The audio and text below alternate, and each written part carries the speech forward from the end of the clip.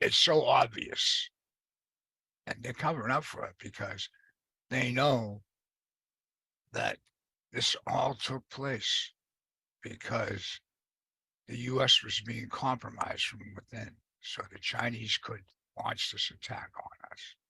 To the topic today is the issue of pandemic preparedness. And if there's one message that I want to leave with you today, based on my experience, and you'll see that in a moment, is that there is no question that there will be a challenge to the coming administration in the arena of infectious diseases, but also there will be a surprise outbreak.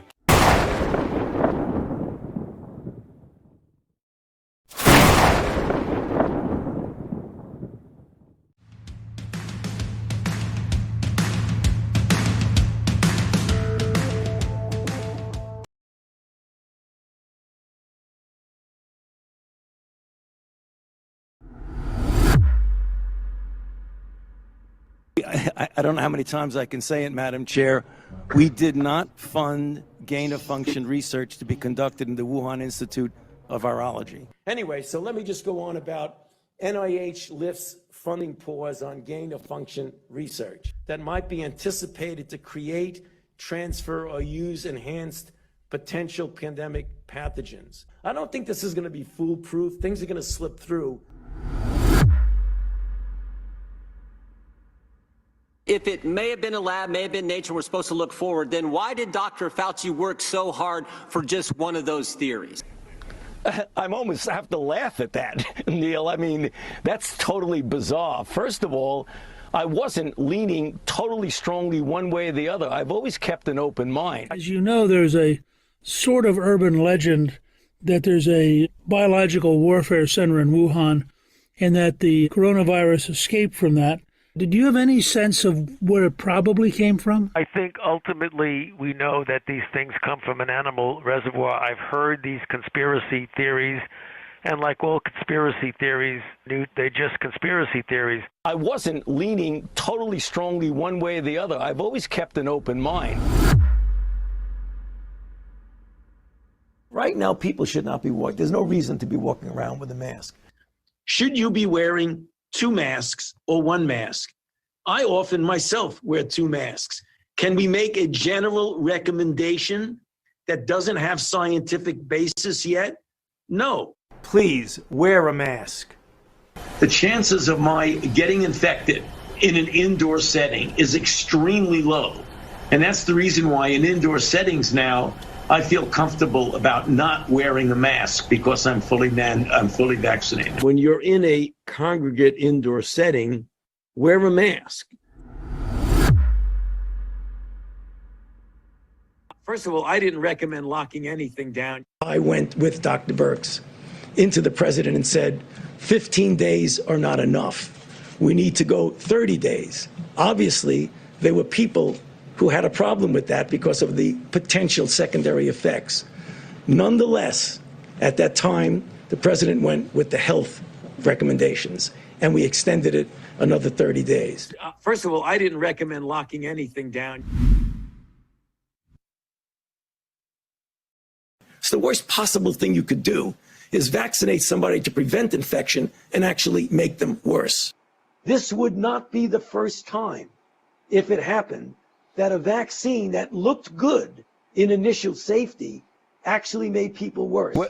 Well, the latter part of what you just said is untrue. You don't get worse results from vaccinating. She really has the flu. She definitely doesn't need a flu vaccine. The optimal degree of protection when you get infection is to get vaccinated after infection. Because the best vaccination is to get infected yourself. The optimal degree of protection when you get infection is to get vaccinated after infection. She really has the flu. She definitely doesn't need a flu vaccine. So if you're saying, are we out of the pandemic phase in this country? We are. Is this country ready for another pandemic? And are we still in the one we have not, that we've been talking about? Well, we certainly are still in it. The safety many of these vaccines have been clearly established.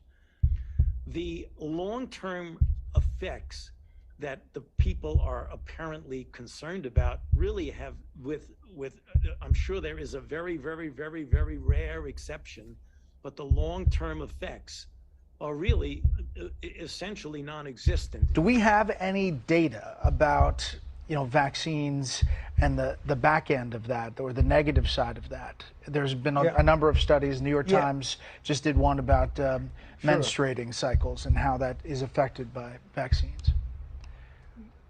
Yeah, well, the menstrual thing is something that seems to be quite transient and temporary. That's the point. That's one of the points. We need to study it more. We need to study it. Because the other side that just keeps putting out misinformation and disinformation seems to be tireless in that effort. An article in the San Francisco Examiner, I think, a Sunday magazine section, which was just phenomenal. I still have a picture of it. It says, I call you murderer, an open letter to an incompetent idiot, Dr. Anthony Fauci, the director of NIAID.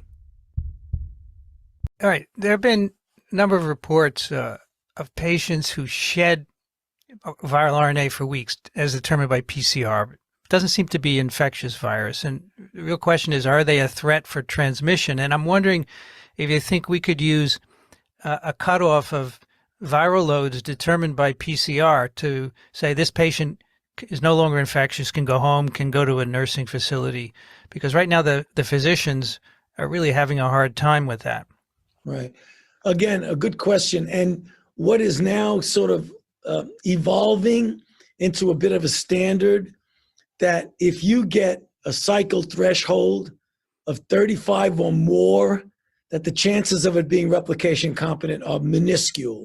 So that if somebody, and we have patients, and it's very frustrating for the patients as well as for the physicians. Somebody comes in and they repeat their PCR and it's like 37 cycle threshold. But you almost never can culture virus from a 37 threshold cycle. So I think if somebody does come in with 37, 38, even 36, you got to say, it's just dead nucleotides, period. Yeah, because as you know, we can't easily culture infectious virus. You don't have a BSL-3 lab everywhere. Exactly. Good. Yeah, I mean, when you go in, when I get my test, it's negative. When someone comes in and it's positive, they don't give them the threshold until you go back and ask for it. Okay. The whole approach that was taken it's antithetical to science. Thank you. Science has debate, and they squashed any debate. Do you think that the paper does hide the truth? I think it's an inaccurate paper that basically was part of a narrative that they were creating. Remember, this pandemic did not start in January at the seafood market. We now know there was infections all the way back into September. This was a narrative that was decided that they were going to say this came from the wet market, and they were going to do everything they could to support it, to negate any discussion about the possibility that this came from a laboratory. Dr. Fauci was affirmatively told in an email that NIAID had a monetary relationship with the Wuhan Institute through EcoHealth Alliance. He was told this in January 27th of 2020. Do you think that Dr. Fauci intentionally lied under oath to Senator Paul when he vehemently denied NIH's funding of gain-of-function research? I think there's no doubt that NIH was funding gain-of-function research. Is it likely that American tax dollars funded the gain-of-function research that created this virus? I think it did not only from NIH, but from the State Department, USAID, and from DOD. I think it did not only from NIH, but from the State Department, USAID, and from DOD. Funding from the Department of Defense. What does that tell us? I mean, you can't really deflect now with this tinfoil hat thing, but there's so much more to this cover-up that no one is talking about. Let's go back to the Department of Defense. We've told you on this show, and it's documented in history, it's all fact.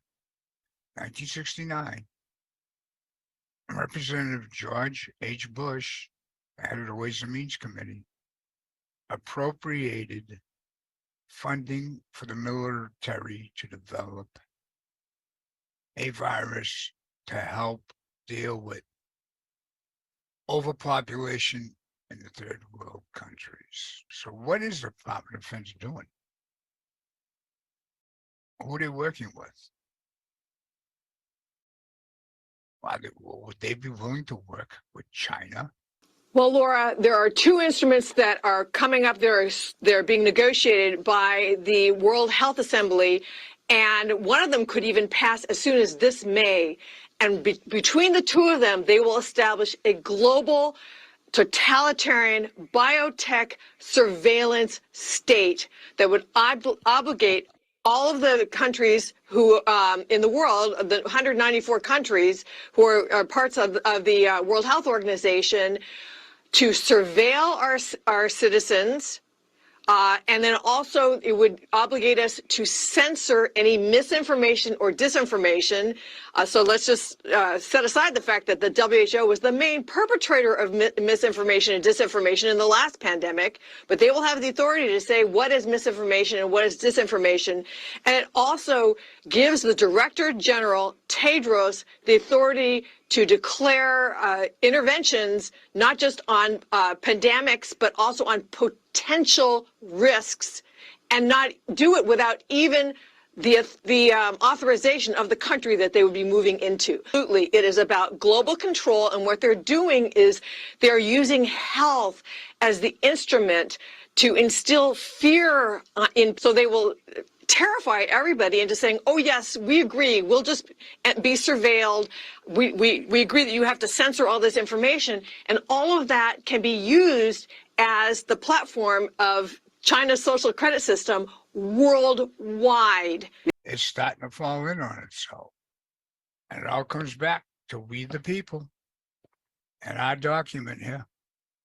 Other countries wish they had this right now. They want to set up a global biotech surveillance state. Oh, what could possibly go wrong? The whole human race is at stake. You know, we're supposed to trust the WHO, China's puppet. Are you serious? Can't even trust our own government players.